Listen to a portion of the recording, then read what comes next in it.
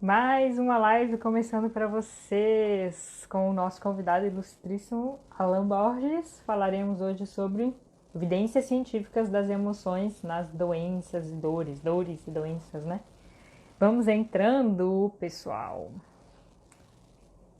Gente, essa Mônica, mas ela tá muito dentro das lives, meu pessoal. É uma pessoa muito disciplinada, é a primeira a entrar 99,9999% das vezes. Boa noite, Mônica, seja bem-vinda.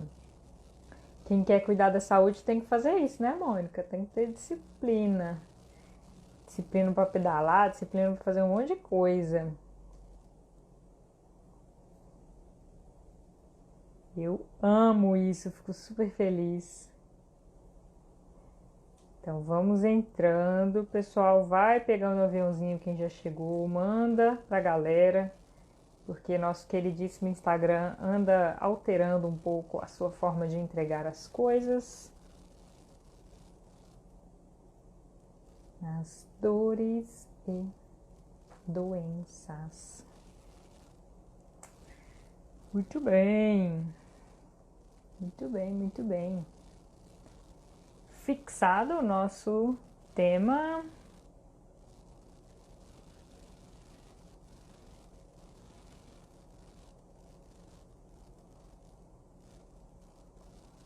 Vamos entrando. Gente, essa live já tem alguns dias que eu e o Alan estamos querendo fazê-la e não estava dando certo as datas, agora deu. Chegou o nosso convidado. Vamos lá.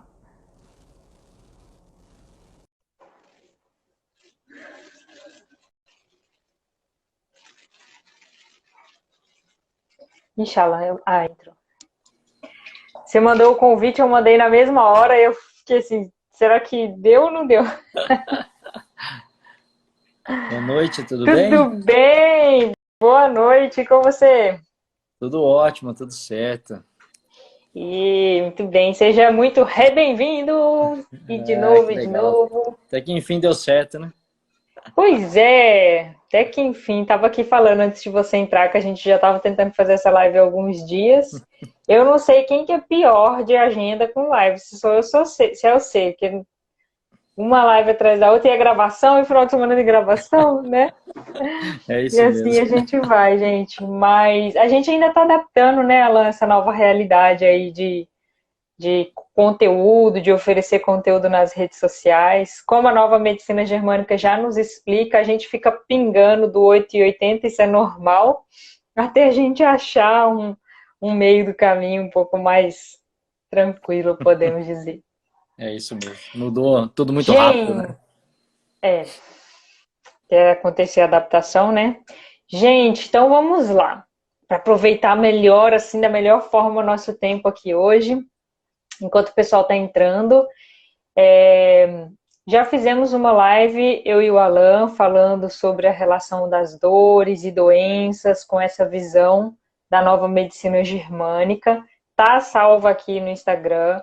A live, tipo, bombou, teve muita gente comentando depois, fiquei super feliz que o pessoal gostou da forma como a gente fez as correlações e a gente espera que hoje também chegue com bastante leveza para vocês, né? É um dos nossos intuitos, trazer esse conteúdo com mais leveza. Só que o de hoje, ele é um pouquinho já mais denso, porque a gente vai falar de evidência científica. Então, as pessoas que me seguem, tem muita gente que não é da área da saúde, a gente vai tentar facilitar para vocês esse conteúdo, mas também vai trazer um linguajar um pouquinho mais técnico, que os seguidores do Alan também são da área da saúde, então a gente vai tentar englobar aí essas informações para vocês. Para quem não me conhece ou não conhece o Alan, eu vou pedir para vocês darem uma caçada aí nas redes sociais para a gente não ter que se apresentar de novo aqui, mas nós dois trabalhamos com a nova medicina germânica e uma forma de olhar mais integrada para o ser. Alan, eu queria abrir nossa conversa com uma referência não, né? Porque eu já estou trazendo uma referência, com uma história que eu trouxe na live com o Júlio, não sei se você viu, fiz live com o Júlio sábado, e eu estava conversando com um professor de universidade e eu acho que vai abrir super bem a nossa conversa sobre evidência científica. Eu estava conversando com um amigo, professor de universidade, e conversa vai, conversa vem, Covid sempre vem como assunto, né? Ah, quanto tempo ainda vai durar, que não sei o quê, de medo, não sei o quê. E ele falando assim, uma das coisas que ainda me inculca é por que que algumas pessoas desenvolvem muito a doença e outras não, ou desenvolvem menos, porque as doenças pré-existentes já não respondem mais, apenas elas só não respondem, a idade só não responde, o tipo sanguíneo não conseguiu responder como eles estavam achando. E eu expliquei um pouco da relação das emoções e ele falou, mas isso não é comprovado cientificamente. Eu falei, cuidado, você tem certeza que você já olhou as informações sobre isso? Não, porque precisa de estudos randomizados, duplo cego, para comprovar. E eu imagino que a ciência vai encontrar aí uma proteína que esteja na superfície de não sei o que e que vai controlar e daqui a pouco tá tudo resolvido. Essa é a visão dele. Só que aí ele continuou a história, que ele falando que ele vai tomar vacina e que ele espera que isso acabe rápido porque ele está se sentindo muito solitário. E ele acha que solidão não faz bem para a saúde. Aí eu fiquei pensando assim, se ele já refuta a ideia de que tem memórias, né? Todos nós temos essas chagas aí com a emoção. O Júlio fala muito bem disso, né? Se a maioria das pessoas já refuta essa informação como algo que não é verdadeiro, mas ao mesmo tempo ele alega que a solidão não faz bem para o ser humano, eu fiquei pensando assim, como que ele vai resolver o problema da solidão dele se ele não considera estudos que envolvem emoções comprovados cientificamente? Aí eu acho que essa história pode abrir a nossa conversa para a gente começar a falar sobre a questão do que é evidência e do que não é. E se mesmo mostrando todas as evidências possíveis, quem ainda refuta as informações dessa forma, porque precisa de estudo duplo cego, não sei o que, não sei o que, se vai conseguir resolver o problema da solidão. Sim. E o porquê que tá dando importância para a solidão, né? Porque o sentimento não muda nada, né? Por que é importante a gente, né, cuidar disso, na verdade? Eu tenho algo muito parecido na minha história, né? Que foi um dos motivos que eu parei de entrar em discussões e passei a acreditar que tudo são pontos de vista, né? E realmente a ciência, apesar da gente acreditar que é exato, né? Ela também está pautada no ponto de vista. É um jogo de interesses, há muitas coisas por trás, né? Então eu sempre digo isso, né? É igual quando se fala evidências, né? Hoje você fala assim, medicina baseada em evidência. O que é uma evidência? Então as pessoas confundem, muitas pessoas acabam acreditando que pelo fato de existir ciência, tá tudo certo, a coisa não falha, isso tem que ser pautado e é aquilo ali, pronto e acabou, né? E quando a gente fala de medicina baseada em evidência, se eu tratar um paciente e ele melhorar, isso é uma evidência. Se eu tratar 10 e melhorar, continua sendo uma evidência, só que agora tem 10. Se eu tratar 1000 e melhorar, continua sendo, né? Passa. Então nós estamos falando de evidência. Então, evidências nós temos a todo momento, né? O que ainda talvez a gente tenha uma certa dificuldade é de usar os instrumentos que tem para se comprovar essa evidência. E um dia eu entrei nisso aí para falar dessa história, a gente estava jantando, estávamos numa mesa, e tinha profissionais e alguns médicos, né? E um médico que trabalha comigo, que gosta muito da nossa linha, começou a elogiar, a falar do nosso trabalho, né? E aí o cara perguntou, outro médico, o que ele faz? Nós começamos ali a dizer, falou, eles fazem isso, trabalham, eu não sei o que eles fazem, mas os pacientes melhoram, tem dia que o paciente sai chorando, tem dia que o paciente sai rindo, eles trabalham o corpo, trabalham a mente, trabalham... Enfim, a gente não consegue nem explicar, né? Aí o cara falou, não, isso aí, não vamos nem continuar essa conversa, porque nada disso existe comprovação científica, né? E ok, e continuou a conversa, não vou entrar em discussão não, porque você, muitas vezes, o profissional, ele está centrado naquilo que ele olha. Então, assim, imagina, era um endocrinologista, ele lê artigos de endocrinologia. Ele não fica lendo artigos de de emoção, de neurociência, de variabilidade da frequência cardíaca. Não é nada disso, ele não integra, ele fica naquela área. Ele vai num congresso, ele só vai num congresso de tireoide.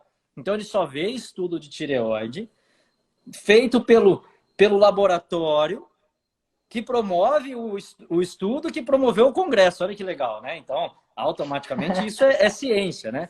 E aí a conversa continuou, igual a que aconteceu aí com você, e não sei por quê, por qual motivo, ele começou a falar de Deus.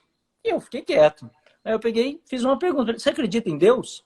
Aí ele disse: eu acredito. Eu falei: mas como que você acredita em Deus? Se até hoje as pessoas estão tentando explicar o que é Deus, quem que é Deus, quais as evidências da sua existência, como você acredita? Então, é mais ou menos 2 pesos e 2 medidas, né? Eu acredito em algo que eu sinto, que eu percebo, que eu não vejo, mas quando eu estou falando de saúde, não. Eu tenho que acreditar simplesmente no que está escrito num papel e acabou. Então, assim, eu gosto muito de...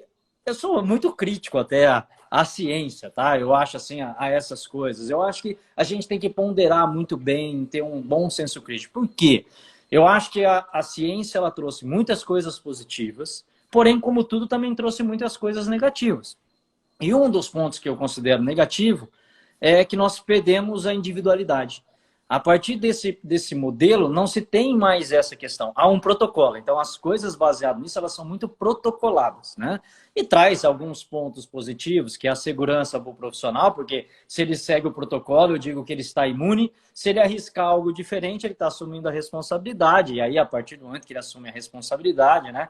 Ele está correndo sérios problemas diante de tudo isso. Hoje, os médicos vivem muito isso daí. Então, isso impede o profissional de arriscar.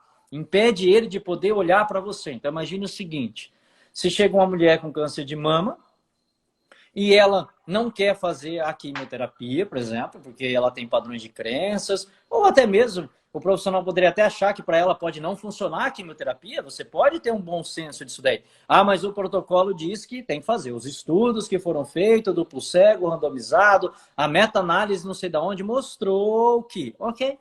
E aí essa mulher vai, contrariada, decide fazer a quimioterapia e morre. Então veja que interessante. Todo o sistema está imune exatamente porque foi protocolado, seguiu o protocolo. E se seguiu o protocolo, está tudo bem. Aí então, o protocolo também é muito interessante, que ele dá imunidade, ele dá tranquilidade para justificar a falha do próprio tratamento. Então veja, ninguém vai dizer assim, quimioterapia não funciona. Vão dizer que o câncer mata. Então, olha os 2 pesos e as 2 medidas a partir disso daí, né? Então, ninguém vai dizer isso. Então, o cara está tranquila. Agora, se essa pessoa... Imagine o seguinte. Eu tenho evidências de vários pacientes que optaram por não fazer e que estão super bem. Tá bom? É uma opção deles. O cara foi lá, assinou um documento. Eu tenho essas evidências. Aí, essa pessoa decide que ela não vai fazer e vai fazer o tratamento com outras coisas. Vai meditar, vai buscar espiritualidade, vai receber estímulos físicos, psíquicos, e essa pessoa morre. Entende agora o peso como é que inverte completamente?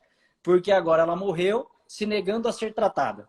Então, quer dizer, nós todos estamos condenados porque ela não seguiu aquilo que estava padronizado, ela não seguiu o protocolo. Então, é muito complicado a gente lidar com isso. Então, eu gosto muito de uma frase que alguns usam, outros não vão aceitar isso daí, né?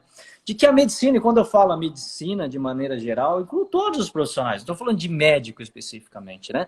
Ela é a ciência da incerteza. Então, um dia eu vi isso daí, eu acho que é exatamente isso. E fica muito claro nesse momento de pandemia. Eu acho que o momento da pandemia, eu nunca tinha visto isso. Talvez a gente não tinha tantas pessoas falando nas redes sociais. Não tinham tantos médicos e profissionais da área da saúde falando. Só que veja como está tendo confrontos. A ciência ela está sofrendo muitos confrontos pelos próprios profissionais ditos cientistas ou profissionais que seguem a linha baseada na evidência. Não é verdade? Então, a gente tem visto muito isso daí. Pessoas analisando artigos e resultados de artigos. Hoje tem grupo só disso. Eu participo de vários grupos só disso. Pessoas e profissionais qualificados analisando resultados de artigos e mostrando que o resultado do artigo não é aquilo que está sendo dito. Porque, apesar da gente muitas vezes imaginar que o número é uma coisa exata, ele pode ser facilmente manipulado ou interpretado de forma diferente. Não é verdade isso daí? Então, quando Não, eu e em falo... evidência científica, o mais comum, né, quando você faz pesquisa, é você tirar outliers, para quem não sabe aqui, né? Você tem resultados ali que apareceram discrepantes na sua amostra, você observou 100 pessoas, dessas 100 tiveram 15, 10 que tiveram resultado ali fora do comum. Aí, para não atrapalhar muito o seu resultado, essas pessoas são tiradas da amostra. Para quem não sabe, isso acontece e com muita frequência na hora de montar um artigo, um estudo de finalização de programa de mestrado e doutorado. E é tão interessante, você fala assim, então vamos imaginar assim, para quem não sabe também, hoje você pega os estudos da indústria farmacêutica. A indústria farmacêutica, ela produz o estudo, ela que certifica o estudo, e ela que tem influência nas revistas de maior impacto para publicar o estudo. Olha só. Então, veja, você já vê aí o que nós vamos acreditar, basicamente algo que não foi argumentado por ninguém, de maneira geral, né? Mas imagina como é fácil a gente dar conotações, diferentes interpretações. Então, imagine um estudo, e esse estudo é real, por exemplo, para um remédio para o colesterol. Então, o resultado, vamos imaginar que foi assim, ó. Esse remédio diminuiu 20% do seu risco cardiovascular. Então, você olha isso daí e você fala, puxa, esse remédio é super interessante, porque o remédio diminuiu 20% do risco cardiovascular, do seu risco cardiovascular. Então, o que você teria que perguntar? Primeira coisa, qual é o meu risco cardiovascular? Porque é 20% do seu risco cardiovascular. Mas não, ninguém se baseia nisso. As pessoas se baseiam no 20%. Então, quando elas querem justificar o que elas fazem, elas falam assim, esse medicamento diminuiu em 20% o risco cardiovascular. Parece algo grandioso. Mas vamos supor que você hoje, uma pessoa que cuida do seu corpo, que pratica atividade física, cuida da sua espiritualidade, você é bem equilibrada. Aí você faz um teste lá, que é fácil a gente fazer, qualquer cardiologista faz, e o seu risco cardiovascular é de 1%. Ou seja, qual o resultado? Qual a importância desse medicamento para você? Nenhum. Porque não tem como eu salvar 20% de você. Então, se o seu risco fosse 100, aí sim, você tem um risco de 100%, o 20% foi super eficaz. Porque, poxa, interessante, né? Se você fosse viver 10 anos, você passaria a viver 12. Isso é muito legal. Você viver 2 anos a mais é interessante, né? Poderia ser, não é verdade? Só que quando você coloca no que realmente o estudo quer dizer, ele é insignificante. Ele não te traria benefício nenhum. Só que aí você olha os efeitos colaterais dele, se você se apegasse a isso, você não tomaria. Porque no meio do caminho, várias pessoas que utilizaram esse medicamento no grupo de estudo desenvolveram, por exemplo, doenças inflamatórias no miocárdio.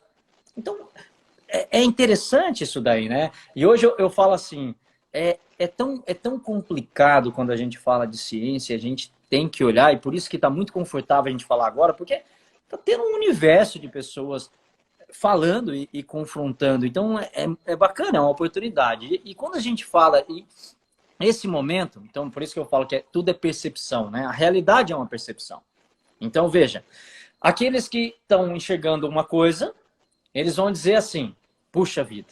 E como você disse daquela pessoa que conversou com você, a própria população ela não sabe no que ela acredita. Então, hoje chega um paciente para a gente e ele fala assim, ó, veja só, né?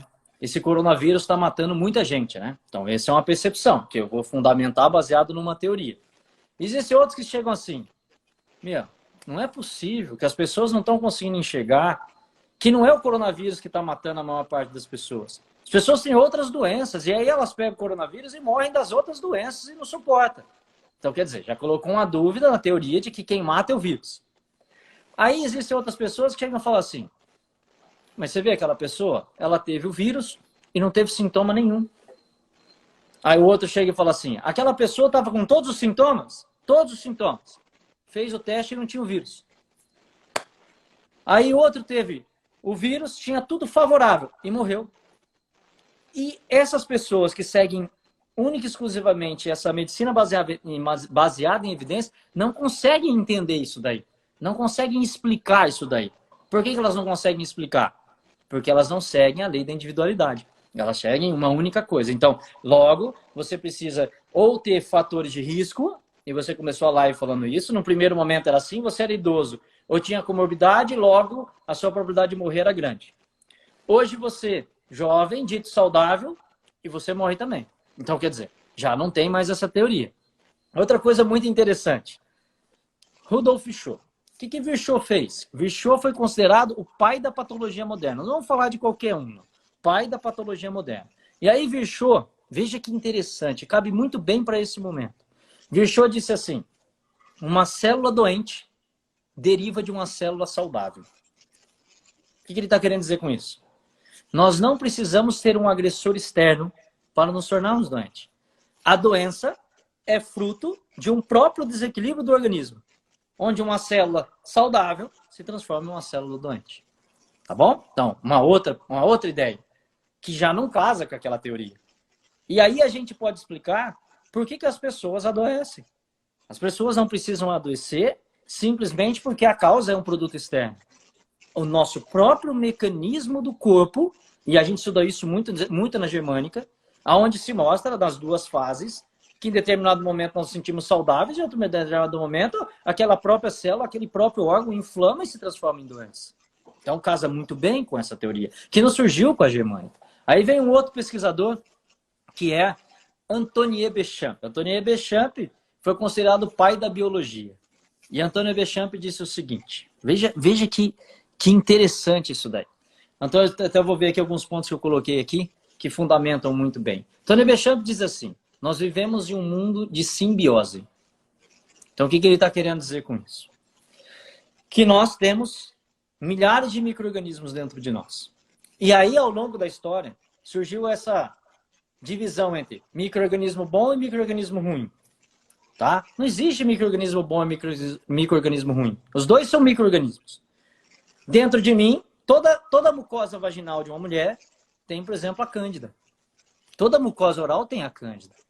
Né? Todo pulmão, em algum momento, está ali a tuberculose. Ela está ali. Ok? E dentro do nosso intestino, nós temos fungos, nós temos bactérias, que são bactérias, por exemplo, sei lá, uma Escherichia coli. Você tem ela no intestino. Né? E você também tem as da microbiota intestinal, que o Júlio, que você fez uma live, é um expert no assunto. Elas estão no mesmo lugar. No mesmo lugar. Tá? Então, os micro-organismos, ditos bons e ruins, eles ocupam o mesmo lugar. Porém, quando nós estamos diante de um funcionamento normal do nosso corpo, nós utilizamos os micro-organismos ditos bons. E quando eu estou diante de uma situação de hiperestresse, que a gente estuda muito bem isso na germânica, e aí casa com essa evidência da emoção, quando eu altero esse terreno, instala-se ali a ação de uma bactéria dita ruim. Mas esse processo, chamado de inflamação e infecção, como foi dito por Virchow, é o produto da própria célula. Aí surge um outro pesquisador que tem uma frase que a gente usa muito, que é Claude Bernard. Claude Bernard diz o seguinte, o Claude Bernard é a frase que a gente mais conhece, eu vou citar exatamente como ele disse. Os micróbios não são nada e o terreno é tudo. Então, casa muito bem com aquilo que você introduziu para a gente entender esse momento. Então, o que ele quer dizer? O terreno biológico é fundamental. E aí, terreno biológico não significa ser idoso, jovem, obeso, ativo ou não. Porque terreno biológico, ele é construído por muitas coisas. Terreno biológico é o que você come, são seus sentimentos, é sua emoção, é sua prática física, é sua espiritualidade. Tudo isso, porque tudo isso ele vai estar embutido aonde? No seu terreno biológico, que é o seu organismo. Então, se eu tenho um terreno biológico dito saudável e equilíbrio, logo não há motivo para se manifestar uma doença. Mesmo que eu tenha o micro-organismo. Veja que interessante. Aí a gente consegue entender por que existem pessoas que podem testar positivo para um micro-organismo e não ter a doença. Em contrapartida, você tem pessoas que têm a doença e não têm o micro-organismo. E se a gente for pegar um pouquinho de cada um desses que disseram e a gente juntar tudo como uma evidência, que é ciência, nós conseguimos entender todo esse processo. Agora, o que nós precisamos entender? Que nenhum desses pesquisadores, nenhuma pesquisa, nenhuma revista de impacto quis publicar a pesquisa deles. E por que eles não quiseram? Porque isso não era interessante para ninguém. Isso não traz dinheiro. Agora, a de Pasteur, sim. Porque, logo, se o micro-organismo é a causa da doença, se eu crio um antibiótico que acaba com o micro-organismo, agora eu tenho a cura da doença. Então, é por isso. Só que, ao longo de todo esse processo, então isso se estrutura uma medicina totalmente farmacológica, baseada nisso, que vem, ao longo de todos esses anos, tentando acabar com a doença. Né? Então, quando a gente fala da medicina germânica, por que a medicina germânica é interessante? Porque ela deu importância para todos esses aspectos. Ela incluiu todos esses fatores. Ela não exclui absolutamente nada. Nós não somos contrários ao medicamento, porque quando necessário, talvez apagar um incêndio pode ser muito interessante, né? É importante, muitas vezes, você ter esse controle. E outros aspectos, é importante a gente olhar também para esses outros mecanismos, porque aí nós poderíamos ter um olhar, como você disse lá no início, mais integrativo. Porque o que esses outros tentaram mostrar é que nós precisamos usar recursos para controlar esse meio. Então, existe um modelo que tenta combater a doença e existe um modelo que tenta encontrar a saúde.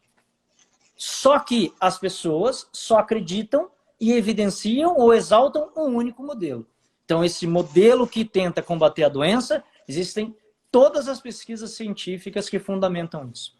Mas todos os outros modelos que tentam mostrar a importância da saúde, esses não têm importância. Porque esses não são ciência, né? Então, imagine o seguinte, eu gosto, só para concluir isso daí, essa viagem toda sobre o modelo científico. Lá na época de Pasteur olhou, imagine uma cena, tá? Eu falo muito isso nos cursos para os alunos. Você tem uma cena onde você tem um incêndio, e ali no incêndio você vê o bombeiro. E você foi o primeiro a olhar isso. Você não sabe o que é bombeiro. Você só olhou o incêndio e viu ali pessoas vestidinhas, com algumas mangueiras, e automaticamente o pastor disse assim, se tem fogo e tem bombeiro, a causa do incêndio é o bombeiro.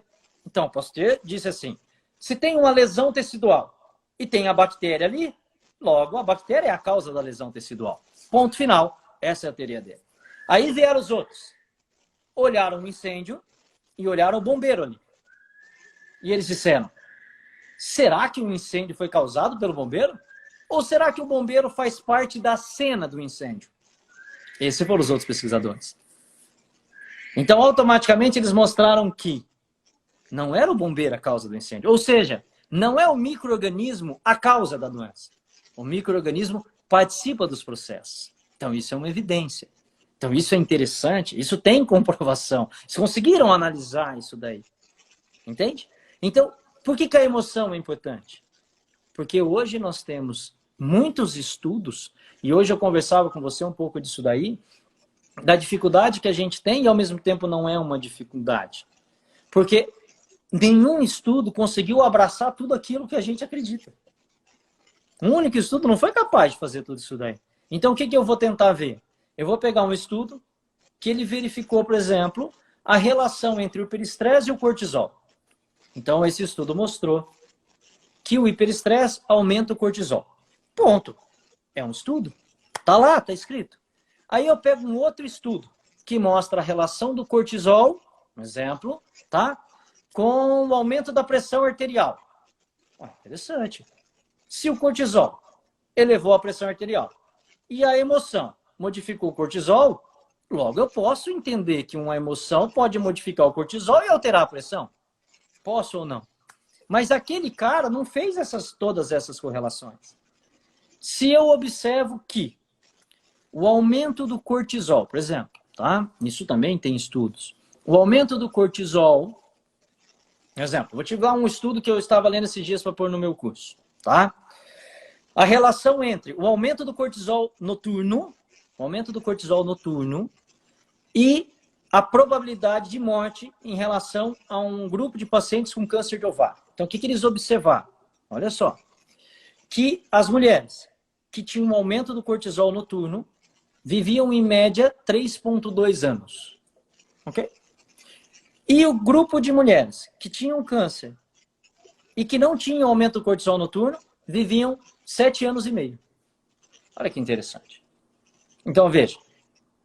Isso tem uma relação direta com a possibilidade da pessoa sobreviver. Aí eu olho. Qual que é o eixo do hiperestresse? O eixo do hiperestresse é hipotálamo, hipófise adrenal. Todas as vezes que eu estou em hiperestresse, o que meu organismo libera? Cortisol. Então, se eu observo isso daí, e eu consigo entender que eu tenho dois tipos, e o Júlio fala muito bem disso daí também, a diferença entre emoção e sentimento. Emoção é tudo que é rápido. Rápido. Ou seja, ele dá toda essa cascata hormonal rápido. Dificilmente você vai ter um câncer por uma emoção. Dificilmente você vai ter um infarto por uma emoção. Ela dura segundos. Ok? Agora, o sentimento não. Porque o sentimento, ele é mantido. Então, a emoção e o sentimento, eles usam a mesma via. A mesma via. Porém, uma rápida e a outra prolongada. Então, se eu vejo que diante de uma situação, diante de uma emoção ou um sentimento, eu desencadeei toda essa resposta, e eu vejo que o cortisol altera todos esses aspectos, logo eu posso concluir que o sentimento que altera o cortisol é responsável por gerar doença. Então, se a gente pegar e abrir a nossa mente, e estiver de verdade, sem eu falo esse peso dessas crenças limitantes, de querer já confrontar e dizer que não existe evidência, e eu pegar realmente as evidências, olhar para elas de uma outra forma, pegar os estudos e integrar o que vários estudos... Porque às vezes eu aqui estou fazendo uma análise. Você aí está fazendo outra. Hoje você falou para mim, Alan, eu estou tentando fazer isso, eu quero fazer uma pesquisa com isso. Olha que legal. Eu aqui, um mês atrás, eu estava sentado com o cara que faz tomo para mim, para a gente fazer análise de tomografia, para poder evidenciar as pesquisas de Hammer. E você aí está tentando fazer a mesma coisa. Você vê que interessante? Veja. E por que nós estamos tentando fazer isso? Porque nós vamos ser mais que o Hammer? Não, porque o Hammer não foi aceito. Então nós vamos tentar fazer para tentar ser aceito. Porque tudo que ele mostrou, eu falo para você o seguinte, eu estudo há muito tempo, muita coisa. E o que o Hammer mostrou, como ciência, poucos profissionais conseguiram mostrar. Poucas pesquisas foram tão detalhadas como a pesquisa de Hammer, que conseguiu integrar, porque a grande dificuldade, Tamiris, quando a gente fala de emoção, ou sentimento, é eu conseguir mensurar que a raiva está ligada ao câncer do estômago, essa precisão, isso aí é fato, isso é fato, eu acho que você nunca viu, eu também nunca vi, mas quando a gente estuda a germânica, a gente viu, mas quando a gente tenta buscar em outros estudos, a gente não conseguiu ver, porque ele foi o único, até hoje, que integrou a história de vida, a individualidade, a psique, que é o sentir, a emoção ou o sentimento, as respostas do corpo e a imagem, que era a tomografia. Tudo isso junto. De mais de 100 mil pessoas. Não foi 10 casos. Então, há uma outra confusão também, Tamires, quando a gente fala de germânica. As pessoas confundem a germânica com terapia. Esse é um grande problema. É um grande problema. Porque aí você quer evidência científica de terapia, de tratamento. Tratamento é outra coisa. A germânica não foi uma hipótese de tratamento. Ela foi uma análise de pesquisa que foi feita para determinar o porquê a pessoa adoece. E quando a pessoa adoece, como que essa doença ocorre de acordo com dois sistemas, que é o simpático e o parasimpático, que a gente estuda, que é o sistema nervoso autônomo. Então, veja, ela é uma teoria que explica a doença. Não está falando de tratamento. Então, quando o propósito de Hammer foi explicar a teoria que fundamenta a doença, ele tem uma pesquisa na mão. Ele tem ciência na mão. Ele conseguiu mostrar. Só que quando ele chegou para mostrar a ciência dele, a evidência de mais de 40 mil casos na época que ele quis mostrar a pesquisa, ela não foi interessante para ninguém. E a coisa passa a ser não interessante porque uma coisa é eu não acreditar no que você faz. A outra coisa é eu colocar em prova o que você faz É mais ou menos assim. Um dia o cara me perguntou assim: qual evidência você tem que não funciona, que funciona isso? Eu disse, nenhuma. Então não funciona. Eu falei, então faz o seguinte, faz um estudo científico querendo mostrar que o que eu faço não funciona. Porque aí talvez você até me ajude a comprovar que o que eu faço funciona. Então, tenta contrapor isso daí. Entendeu o que eu quero dizer? Tenta contrapor isso daí. Tenta fazer um estudo mostrando que isso não funciona. Porque o que eu estou querendo dizer com isso? Que nós vamos ver que muitas vezes nos falta ferramentas. Por que nunca ninguém vai conseguir, com o modelo da ciência que nós temos, comprovar, por exemplo, a existência de Deus? Entendeu? Porque é muito limitada. E isso não é porque Deus não existe, é porque a ciência tem os seus limites. E é isso que a gente tem que entender. Eu, por exemplo, não consigo ver um raio infravermelho, ultravioleta. Mas se eu ficar no sol, eu sinto ele queimar. E isso não significa que ele não exista porque eu não posso ver. Então, a gente tem que achar esses dois pontos. Entre ciência e clínica, resultado, individualidade, olhar para a pessoa, olhar para a sua integralidade. E não é porque talvez esteja escrito num papel que aquilo é uma única verdade. E não é porque não está escrito no papel que aquilo não existe. Né? Então, são muitas reflexões que eu acho que a gente tem que ter quando a gente fala dessa questão aí de evidência, de ciência, enfim. Né? Meu Deus, agora que eu estou vendo a hora. Só eu falei, Tamires. Você não me falou Não, nada, já ficamos quase tá uma hora tranquilo. falando.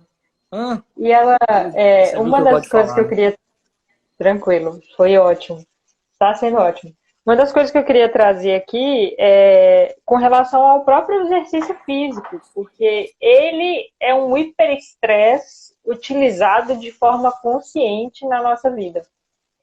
Que, graças Eu a não vou Deus, falar já mais foi. nada agora, tá? Eu prometo. Só pra você. Não, eu quero que você complemente aqui, porque, graças a Deus, ele já foi comprovado dentro dos moldes da ciência, porque você vai pegar movimento corporal e você consegue ali medir, né, física, uma angulação de um movimento, quantas repetições, o que é considerado uma repetição, até que começaram a vir alguns questionamentos. Opa, músculo não conta. Músculo não sabe quanto tempo é 30 segundos de uma prancha. Aí começaram a vir alguns questionamentos assim. Porque tem os estudos que evidenciam ali o exercício que a gente consegue ver com relação à saúde. Só que o movimento da pessoa se manter no exercício físico, o movimento dela buscar a saúde, dela reservar um tempo para ela enquanto ela está fazendo esse exercício, isso ainda não era tão questionado. Isso ainda não era tão avaliado. E já tinha um tempo que eu estava questionando para mim mesma e na minha prática a questão da recomendação da Organização Mundial de Saúde, que diz que todos, para se diminuir doenças, prevenir doenças, tem que ter a prática de pelo menos 5 vezes por semana de 1 hora de exercício físico na hora de lazer. Não conta o exercício de trabalho, o exercício de transporte, a brincadeira com seu filho.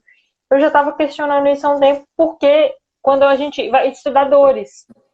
Então, uma pessoa que não consegue cumprir a recomendação da Organização Mundial de Saúde, ela sempre vai achar que, mas eu ainda continuo com dor porque eu não estou fazendo 5 vezes durante 1 hora. Dentro daquele Sim. padrão que me falaram que tinha que fazer da frequência cardíaca de 60% a 80% da frequência cardíaca máxima do sei lá o que do VO2. Uhum. E agora começaram a sair alguns estudos mostrando que as atividades leves, elas. Então você tem aqui um risco, aí vamos falar do risco de novo, de problema cardiovascular. Quando você começa a fazer atividade leve, que mostrou nos estudos randomizados do duplo cego e companhia limitada, é que você vai diminuindo a chance de ter problemas cardiovasculares. Quando começa a entrar em exercício moderado, ele faz assim, ó. Ele estabiliza. Ele para de cair a chance, ele estabiliza. E exercício intenso sobe, isso já sabia, né? Que atleta não é saúde. Já sabia. Só que aí começou o movimento agora. Todo passo conta. Todo movimento conta. E isso, eu junto com a nova medicina germânica, e aqui, gente, a gente está fazendo na prática, eu estou fazendo isso para vocês verem o que o Alan estava querendo dizer quando a gente vai juntando as referências. E isso, essa referência, eu junto com a nova medicina germânica, da seguinte forma. O movimento, então a gente aprende lá que movimento é vida, ausência de movimento é morte, paralisia é sobrevivência, né? Eu fiquei paralisado, eu estou num contexto de sobrevivência. Então, você se movimentar, qual é a hipótese? Diminui riscos de problemas cardiovasculares, por quê? Você se movimenta em prol da sua saúde. Não só no momento que você para fazer uma esteira, um crossfit, um pilates. Você se movimenta para estar com a sua família. Você se movimenta para resolver um problema de trabalho. Então, o estar em movimento agora, as pesquisas estão começando a demonstrar que é mais importante porque é o movimento da intenção. Exato. O você conseguir se manter na academia talvez seja mais importante do que os próprios movimentos que você esteja fazendo lá. Qual que é o melhor movimento ou não, né? Eu brinco assim, eu não sei se é o exercício que fez efeito ou foi aquela olhada que você deu no espelho e viu que o seu corpo tá bom. Ou você olhar para o cara do lado e ver que você tá ganhando dele na corrida. Ou você olhar para o outro e ver que você carrega mais peso que ele. Então, veja, os estudos não conseguem quantificar ou mensurar isso daí, né? Então, é isso que você está querendo dizer. Então, não tem como, porque a gente não pode falar assim, é só o movimento. Porque quando eu gero um movimento, a quantidade de sensações e sentimentos que eu tenho, ninguém consegue mensurar. Assim como o movimento, quando ele é gerado com dor, a quantidade de sensações e percepções, também ninguém consegue mensurar. Então, tudo isso a gente não consegue quantificar. E ninguém nunca deu importância, só se dava importância para o movimento, para o gesto, para o tanto de carga que você carregava. E aí, que nem você falou assim, se fizer de acordo com a Organização Mundial de Saúde 5 vezes, você diminui tal. E aí esse cara faz isso daí 5 vezes, e infarta. Ele cobra de quem? Ele argumenta quem para falar? Eu fiz tudo isso, mas não infartei. Né? Então, não, por quê? tem Porque outras é multifatorial. coisas, né, que influenciam. Exatamente. Entendeu? Tem que olhar muito mais amplo, né? Quem estuda muito essa linha, e é uma linha que eu gosto muito, é a neurociência. O que a neurociência ela trouxe de contribuição? E hoje os atletas, por que atletas de alta performance, eles chegaram num ponto de algo genial? Porque eles você nunca vai ver isso daí. Eles enfatizam só o corpo. Sempre é uma integração entre corpo e mente, sempre. Os equipamentos que os caras usam hoje, todos os equipamentos dão feedbacks visuais. Todos os equipamentos fazem isso daí. Entende? Então, por que você vai lá e você hoje tem uma esteira que você pode caminhar assistindo algo? Isso não muda nada? Por que colocaram ali, então? Só para gastar mais, para a esteira ser mais cara? Né? Então, isso é importante. Agora, vamos imaginar o seguinte, eu falo isso para os meus pacientes. Coloca lá, vai correr hoje assistindo notícia do Covid. E vamos ver se isso muda a resposta que você tem. E amanhã vamos pegar um outro grupo e ele vai correr ouvindo música de Beethoven, Chopin. Ok? E vamos ver se é a mesma coisa. Vamos pôr os dois grupos para fazer a mesma atividade com 2 estímulos externos diferentes. E vamos ver os resultados. Isso não é difícil a gente conseguir, mas ninguém quer fazer isso daí. Entende? Mais ou menos? Ninguém.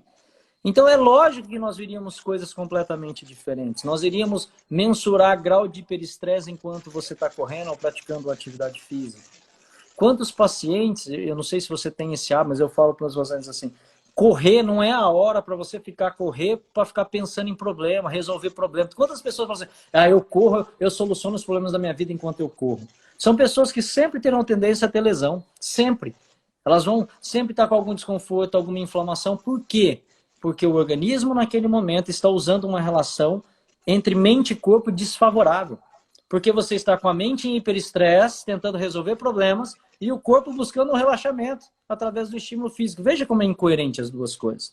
Então esse é o momento para você alinhar corpo e mente, para que você possa ter mais performance. Um atleta que ele recruta o pensamento e a conexão dele com o músculo antes de fazer o estímulo, ele tem muito mais recrutamento de fibra muscular do que aquele que está disperso pensando em outra coisa. Isso já tem estudo que mostra, né? Então, é a base do que nós falamos dentro desse propósito, assim. Então, como que nós vamos ainda continuar questionando isso daí? Até quando as pessoas vão continuar ainda argumentando algo que é tão real, é tão claro a gente perceber isso daí, né? Sim, e na prática, gente, e essas informações que a gente está trazendo aqui para vocês, é para a gente diminuir desgastes de discussões assim que não levam para nada, né, desnecessárias com relação a comprovado, não comprovado e a importância da aplicabilidade daquilo ali no nosso dia a dia. E dois, da gente começar a questionar, tá, mas a minha pressão tá alta. O que que elevou a pressão ao cortisol? O que elevou o cortisol? O que que ativou esse sistema imune? O que que ativou uma degradação da musculatura, por exemplo, que é mais a área que eu trabalho do exercício com relação às dores. Eu tenho duas alunas, Alan, que fazem exames com mais frequência. Se você vê os materiais que elas têm em casa para a prática do exercício, é tipo assim, um par de halter de 2 quilos, aí a outra tem um par de halter de 2 e de 3, faixinha elástica e os equipamentos de liberação facial que a gente usa bastante. As últimas vezes que elas foram no médico, a ginecologista ou o médico de alguma outra coisa perguntou assim, nossa, o que você está fazendo na pandemia, assim, que tá super bom seus exames, aí uma fez o exame da taxa muscular e tudo mais, aí elas fazem exercício em casa. Mas todas duas têm uma característica muito, muito em comum, assim. Todas elas se esforçam muito para estar naquele momento. Mesmo se vai chegar atrasada, muitas vezes quando está com alguma questão emocional, vamos fazer só liberação? Vamos fazer só isso daqui? É ela estar bem de que ela está cumprindo com as atividades dela. Quando dá para pegar um pouquinho mais pesado, bora só hoje, vamos pegar um pouquinho mais pesado. E aí, esse fortalecimento, o interno dela está trabalhando bem e o exercício físico vai andar em paralelo. Agora, quando o meu interno, o meu terreno, que era o que a gente estava falando aqui, não está trabalhando bem, gente, eu já cansei de receber, porque antes a minha especialidade era só coluna, até eu conhecer a nova medicina germânica. Eu cansei de receber pessoas com dores na coluna que cheias do exercício físico. Aí a gente só contar com a possibilidade que foi uma biomecânica feita errada, uma sobrecarga a mais, mas por que de uma hora para outra só aquela região ali da coluna que deu problema? Ou às vezes é só o ombro, ou às vezes é só o joelho, e você vai olhar o contexto emocional ali da sustentação, ou do ombro de tentar manter alguém dentro dos braços e companhia limitada, você vai encontrando os conflitos. E eu me dei ao trabalho, Alan, de final de semana retrasado, passado, não sei, de ir lá no PubMed. Para quem é da área da saúde aqui, já pega essa dica, gente, para quem tem costume de procurar artigo científico. Se coloquem nessas disposições, porque vocês vão entender o que a gente está falando aqui. Vai lá no PubMed, no Advanced lá, que é como você vai procurar lá de forma avançada. Eu me dei o trabalho de colocar as palavras-chave emoção e sistema autônomo e ver o que aparecia. E aí eu fui procurando, coloquei lá meta-análise e fui procurando o que aparecia de revista e fui pesquisar o fator de impacto das revistas. O que aconteceu? Nos artigos que tentavam trazer alguma coisa de relação com emoção, fator de impacto de 2 para baixo. E olha que fator de impacto 2 já é assim, show. 0, pouco, aí você vai ter um fator de impacto baixo. Mas fator de impacto acima de 2, você já tem uma revista legal, bem legal. Aí eu fui, pesquisei as revistas científicas atuais, o que tem de fator de impacto bom. Peguei a revista lá que tem um fator de impacto legal, que é acima de 100. Coloquei as palavras-chave especificamente na revista Emoção e Sistema Autônomo. Achei um artigo.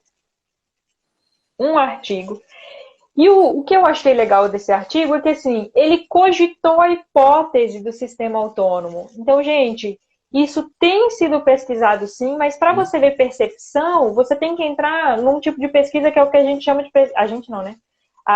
O sistema de pesquisa chama de pesquisa qualitativa, que é você avaliar detalhadamente a percepção daquela pessoa, que só com o questionário fica muito fechada a resposta, e juntar com uma pesquisa quantitativa. Mas nesse artigo eles estavam avaliando os acionamentos cerebrais com relação às emoções, emoção de raiva, de medo, e eles não encontraram um padrão. Então eles falam lá, não encontramos um padrão com relação às emoções, mas existem alguns artigos, aí eu vi os artigos, que são os artigos de fator de impacto pequenos, que cogitam a hipótese de que existem mecanismos de sobrevivência que acionam regiões que não são só cerebrais. Só que como não tem ali são tantas pessoas que estão referenciando esses artigos, não estão em revistas com fator de impacto tão alto. E revistas de fator de impacto tão alto, que o Alan já colocou aqui, gente, elas geralmente, infelizmente, estão vinculadas à indústria farmacêutica. Para você fazer algo crescer no mundo capitalista, você precisa de dinheiro. E essas empresas têm dinheiro. Vamos nós fazer alguma coisa sem dinheiro? E aí eu trago ainda mais, além de sem dinheiro, que é interessante para as pessoas e não para a indústria, que não traz dinheiro. Então, imagina. Sim. Vou publicar aí um problema da indústria que eu achei muito legal, que eu estava assistindo um evento de tecnologia, um cara super novo do Vale do Silício, Amit alguma coisa, esqueci o sobrenome dele. E ele, ali estavam empresas de computador envolvidos, lideranças e tudo mais. E ele fala, primeiro que ele cita Deus na fala dele, eu achei super legal para ser um evento de tecnologia, isso já estava na pandemia, foi online, e ele fala assim, poucos países estão preparados para a cura do câncer e o Brasil é um deles. Por quê? A cura do câncer vai causar uma queda de PIB e a gente tem que se preparar para isso. E ele foi citando processos para se preparar, todos na área do comportamento. Todos na área do comportamento. Mas como que eu vou saber, Alan, lidar com esse comportamento se eu não sei a relação dele com a minha biologia? Sim. Como que eu aplico isso no meu dia a dia? E a outra grande dificuldade, Tamires, é quando você fala de comportamento, tá? Você quer criar um modelo. Então imagine assim, ó. Para eu poder, é igual na osteopatia. Qual é a grande dificuldade eu como osteopata, de um osteopata fazer pesquisa, tá? Pesquisa top, meu, tá? Não, por quê? Porque imagine como é que teria que ser feita uma pesquisa. Eu pego um grupo de pessoas que tem dor lombar, tá bom? Então, é assim que a medicina, é assim que a indústria faz. Então, eu pego um grupo de pessoas com aquele sintoma. Top. Vou lá e dou a droga X e vejo o resultado. Ponto. Ela é assim. Aí, eu vou ter que escolher entre milhares de possibilidades da origem de uma dor lombar. Eu vou escolher uma técnica. Ok? E eu pego lá 1000 pessoas. E eu escolhi que eu vou fazer uma manipulação no ilíaco. Bom, eu escolhi. Tá bom? Olha como eu falo que o tiro sai pela culatra. Vai ser um tiro errado. Dessas 1000 pessoas que eu manipulei, tá bom? 50 melhoraram da dor lombar. Tá bom? 950, não. Logo, a conclusão é, osteopatia não funciona para dor lombar. É mais ou menos isso que as pessoas vão concluir. A pessoa não vai dizer assim, manipulação de ilíaco não funciona. Não, osteopatia, tá bom. Só que aí, quando eu trago isso para a minha realidade, de 10 pacientes que procuram com dor lombar, 9 melhoram. Aí você fala assim, pô, por que no consultório 9 pacientes e 10 melhoram da dor lombar e na pesquisa mostrou que não funciona? Porque existem pessoas que a dor lombar vem do útero. Existem pessoas que a dor lombar vem do crânio. Existem pessoas que a dor lombar vem da pelve. Existem pessoas que a dor lombar vem do pé. Existem pessoas que a dor lombar vem da vida. Existem pessoas que a dor lombar vem de uma postura. Então, veja. E é assim... Por que eu estou citando isso? Para falar de comportamento. Porque imagine o seguinte. O comportamento traz uma história. E a história do Alan não é igual à história da Tamires. Apesar dos dois terem a mesma doença e até mesmo o mesmo comportamento. mas não é a mesma coisa. Por que as pessoas, e eu vendo o curso de germânica, e o que eu mais escuto é assim, Alan, eu quero tratar, como que eu vou tratar? Por que as pessoas fazem essa pergunta? Porque nós estamos habituados a protocolo. Então, o que você quer? Você quer um único modelo para trabalhar um tipo de... Então, como trabalho com uma pessoa com ansiedade? Não sei. Porque a ansiedade da Tamires é diferente da ansiedade do Alan. Vem Apesar da de nós onde? dois temos os mesmos sintomas.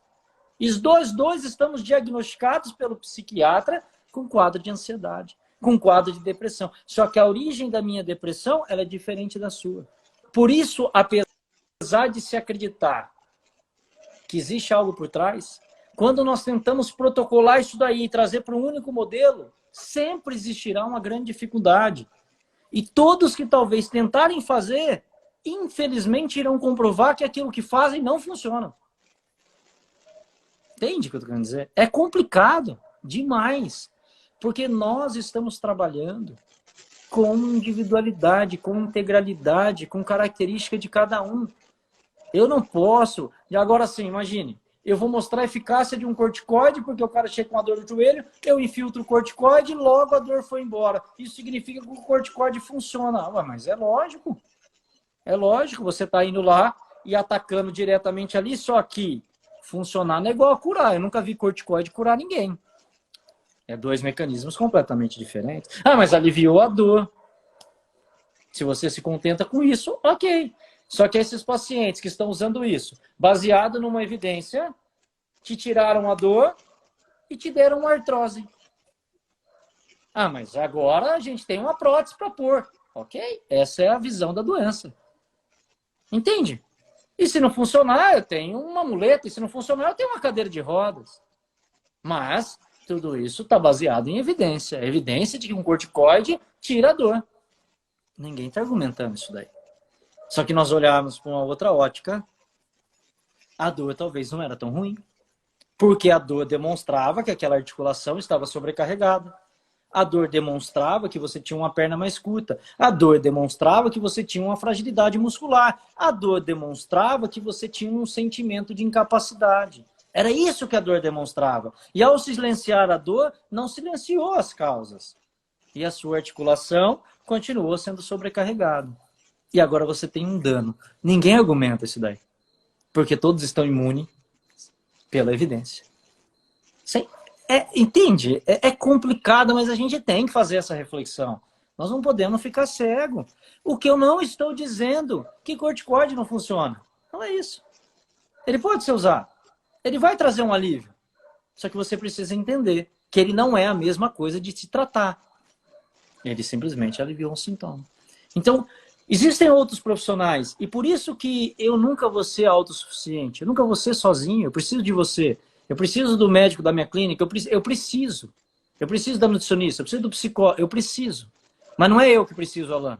É o paciente que precisa. Porque cada um, através da sua especialidade, vai ter um olhar diferente para aquele propósito.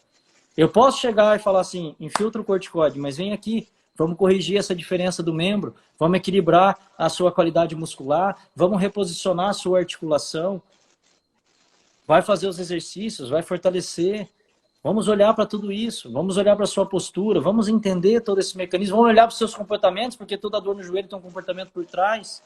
Aí sim, é isso que eu acredito e venho tentando mostrar para as pessoas, e estamos aqui justamente porque acreditamos em algo em comum, né? Que é justamente esse olhar. Então, se a gente ficar centrado na doença e acreditar que simplesmente porque existe uma evidência que tentou... Imagine assim, ó, olha que interessante, porque para mim é sofrido até. É sofrido. Você pega e faz o seguinte, você vai lá, olha que interessante. Você pega uma rata, ok?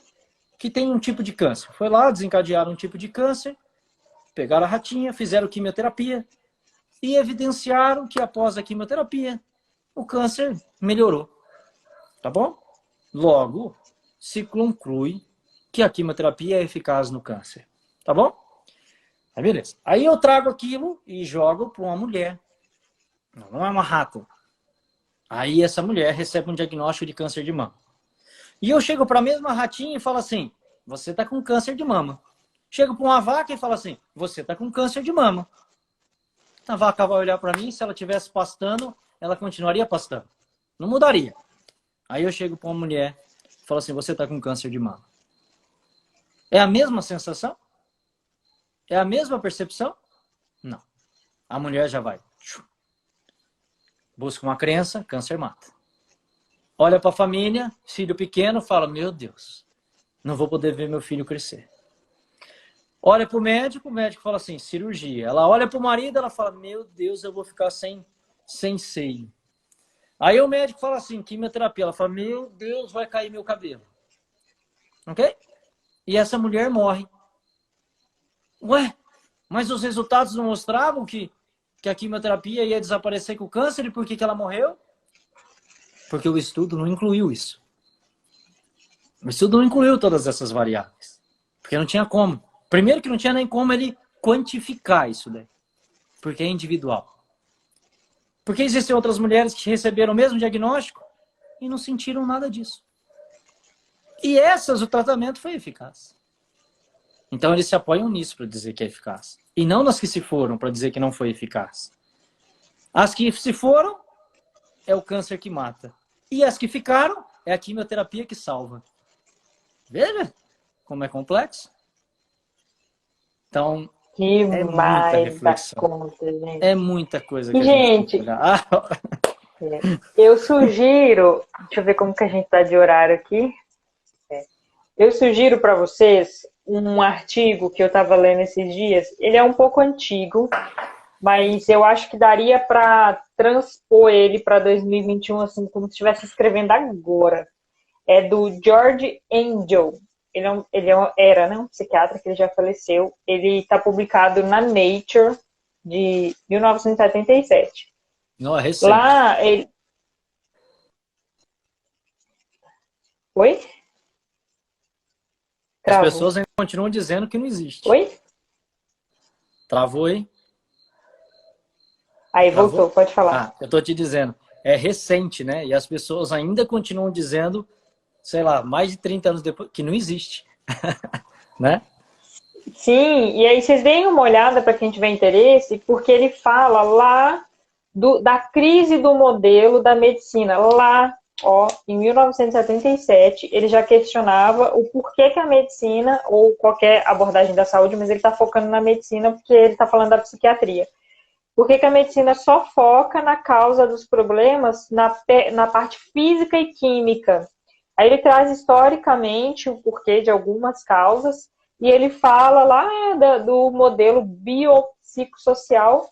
E para todos nós que estamos aqui, para a gente começar a considerar isso no nosso dia a dia, sempre olhar para mais de um fator. Então, a nova medicina germânica coloca a psique, o cérebro e o corpo, e dá para a gente levar isso para o que ele falou do bio, psico e do social.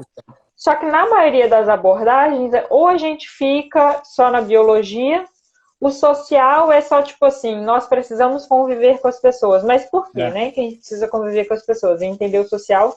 E o psico? Como que a gente está estudando o psico? Que na origem da palavra psi é alma. Como que essa alma responde no corpo? Que percepções são essas? Os médicos só falam, ora, porque a gente sabe que fazer oração ajuda a salvar o paciente. Mas por que ajuda a salvar? O que está envolvido nesse processo? Aí a gente começa a relacionar essas percepções com a biologia, a ativação ou não de uma inflamação, a necessidade ou não de uma bactéria, a necessidade ou não de um vírus, um sistema autônomo mais ativado do que o necessário, ou um sistema simpático ativado mais do que o necessário, ou um parasimpático mais ativado, e assim por diante. Então, para vocês levarem essas considerações sempre nas conversas de vocês, será que não teria uma outra forma de ver? Será que... E aí eu acho que a gente vai conseguindo levar um pouco mais de leveza para o nosso dia a dia, sempre considerar a opinião do outro como válida e com um questionamento de que pode ter uma outra forma de ver que a gente vai ter uma visão sempre mais abrangente do processo, daquilo que ainda a ciência não conseguiu comprovar nos modelos dela. E, se possível, gente, se mantenham em movimento sempre. Sejam num movimento para buscar uma resposta nova, sejam num movimento para acreditar que dentro de você o seu corpo tem as capacidades de trabalhar a dor, a doença, e aí a gente vai entendendo melhor, né, essas evidências científicas. Alan, você quer trazer mais alguma coisa? Não, acho que era isso. Fomos, viajamos aí, né? Fomos lá no Planeta Chupão e voltamos. Perguntaram aqui se vai ficar gravada, a gente vai ficar gravada. Dúvida mesmo, eu acho que não teve, pelo que foi passando aqui, porque a gente veio trazendo questionamentos, né, com relação às evidências Tudo é científicas. reflexão, né, Tamires? Eu acho que esse é um ponto, né? Não existe uma única verdade, apesar das pessoas quererem impor muitas vezes uma única verdade, né? A verdade ela é construída a partir de uma percepção, né? Então eu acho que isso é interessante. Então, quando eu te trago uma percepção, o nosso papel não é nem que você acredite em mim, sim gerar uma reflexão e a partir disso argumentar um outro ponto de vista, e a partir é disso que se cresce, né? Por isso que quando a gente analisa por diferentes óticas, com diferentes experiências, a gente tem muito mais probabilidade de poder concluir algo, chegar a um bem comum, né? Agora, se eu sou responsável, imagina, se eu fosse responsável por tomar todas as decisões, meu Deus, eu diria que nesse momento provavelmente as coisas seriam completamente diferentes do que está acontecendo, mas pautada na minha ignorância. Né? Agora, se eu escuto o outro que me traz outro conhecimento, meu papel é refletir, porque, lógico, eu não consigo perceber tudo, né?